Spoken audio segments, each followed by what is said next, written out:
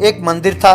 उसके सामने भीख बाबू नाम का एक भिखारी रहता था। हे भाई, भीख देना भाई। हे माई, कुछ दान करना माई। दान करने से पुण्य मिलेगा माई। हे भाई, ये उसका भला, जो ना दे उसका भी भला, कहकर भीख मांगता रहता था। इस तरह जो भी भीख मिलता उससे गुजारा करता रहता था।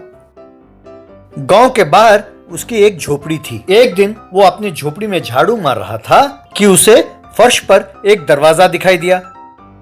ये क्या, यहाँ दरवाजा क्यों है? मैंने तो कभी नहीं देखा, पता नहीं अंदर क्या है। यूं सोचकर दरवाजा खोलकर नीचे उतरा।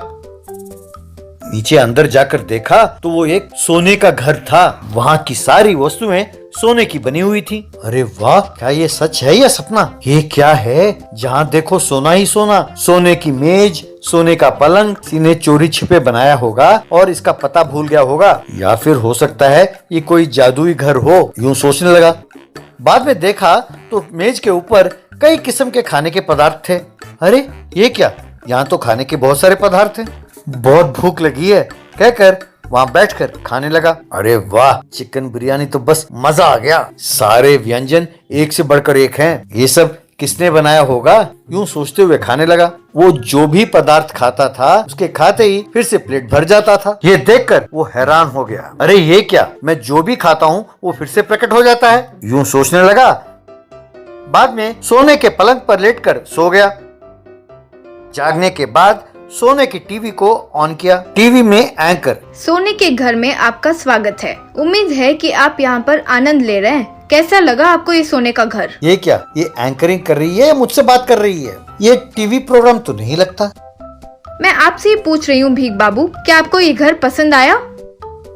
पर ये क्या, तुम टीवी के अंदर से क्यों बात कर रही हो? क्या तुम एंकर नहीं हो? क्या ये टीवी प्रोग्राम नहीं है? हाँ, वैसे ये घर तो मुझे बहुत अच्छा लगा, पर ये घर है किसका? ये सोने का क्यों बनाया है? ना ये टीवी प्रोग्राम है, ना मैं एंकर हूँ। ये एक जादुई सोने का घर है। इसे मैंने ही बनाया है। तुम इस घर में जितने दिन चाहो रह सकते हो। यहाँ तुम्हें हर किस्म की सहूलियतें मिलेंगी, पर यहाँ का सोना बाहर नहीं जाना चाहिए और इस घर के बारे में किसी और को पता नहीं चलना चाहिए। मंजूर है? ठीक है। जब इतनी सहूलियतें हैं यहाँ पर तो मैं बाहर क्यों जाऊँगा? मैं यहीं रहूंगा। तुम जल्दी से गायब हो जाओ, मुझे क्रिकेट मैच देखना है। फिर वो क्रिकेट मैच देखने लगा। इस तरह कई दिन तक वहीं खा पी कर सोने लगा। वहाँ की सुख की उसको आदत पड़ गई तो उसको आलस के साथ साथ घमंड भी होने लगा। अरे वाह, यहाँ पर खाने पीने और मनोरंजन का सबसे बढ़िया बंदोबस्त है, लेकिन बाहर ना घूमो तो बोर हो जाता है। यहाँ के सोने के सिक्कों को ले जाकर बाहर बेचना होगा। ये सोचकर कुछ सिक्कों को पोटली में बांधा और बाहर ले गया। लेकर एक सेठ जी के पास गया। वहाँ पर कुछ लोग खड़े थे। अरे आगे भीख मांगने, जब मर्जी चले आते हो भीख मांगने। आज शुक्रवार है, आज मैं भीख नहीं डालता, जाओ यहाँ से। अरे तुमसे भीख मांग कौन रहा है? मैं तुम्हें भीख देता हूँ, जरा तमीज से बात करो। मैं तुमसे भीख मांगने नहीं आया हूँ।